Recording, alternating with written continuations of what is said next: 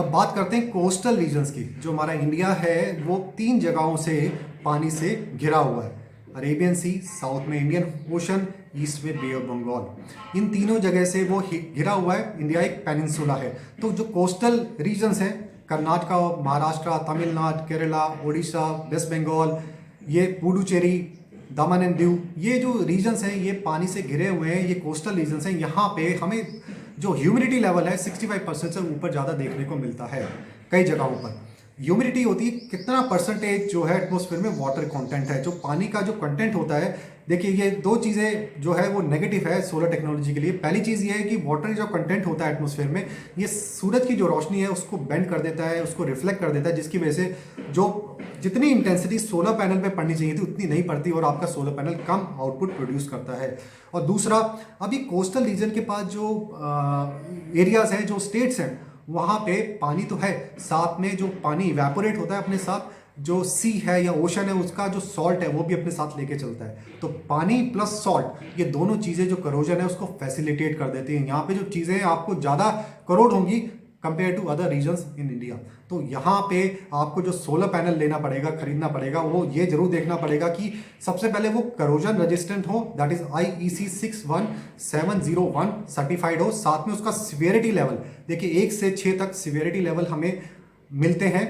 इसमें अगर जितना ज़्यादा सिवियरिटी लेवल आप लेंगे, 6 लेंगे, तो इसका मतलब है कि जो आपका सोलर पैनल है ज़्यादा इफेक्टिव है सॉल्ट और मिस्ट को रोकने में, उसको अवॉइड करने में।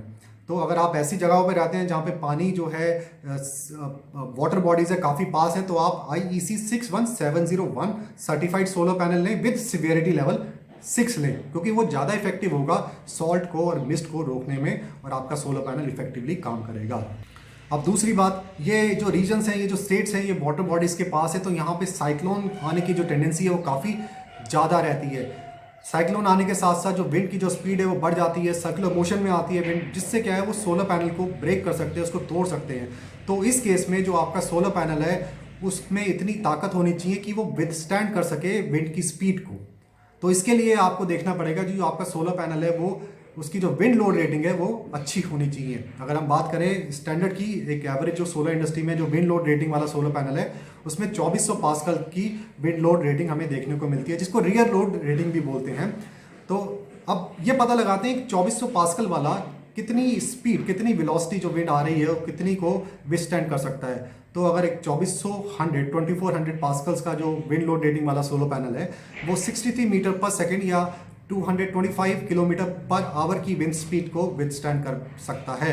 अगर हम बात करें रिसेंट साइक्लोन्स की, यास साइक्लोन जो कि उड़ीसा और वेस्ट बंगाल में आया था, जिसकी जो मैक्सिमम विंड स्पीड थी वो 140 किलोमीटर पर आवर थी। निसागरा जो महाराष्ट्र में आया था उसकी भी जो मैक्सिमम विंड स्पीड थी वो भी 140 किलोमीटर पर आवर थी।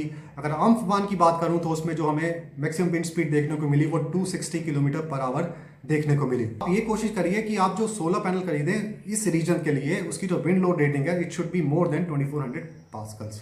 अब ऑब्वियसली यहाँ पे ह्यूमिडिटी है, वाटर कंटेंट ज़्यादा है, जिसकी वजह से सनलाइट कम सोलर पैनल पड़ेगी, उसके सरफेस पे कम पड़ेगी, तो आपको हाईली एफिशिएंट सोलर पैनल्स खरीदने चाहिए। तो इसको अगर हम समराइज करें, कोस्टल रीजन्स के लिए आपको salt and mist resistant solar panel that is IEC 61701 certified with severity level 6 लीजिए। और दूसरी बात, ये जो उसकी विंड लोड रेटिंग है it should be more than 2400 pascals. और तीसरा, हाईली एफिशिएंट सोलर पैनल्स आप खरीदें। तो एक ओवरऑल हमने पता लगा लिया कि अलग अलग क्लाइमेट्स में अलग अलग रीजन्स के लिए कौन कौन से सोलर पैनल्स इंडिया के लिए बढ़िया रहेंगे।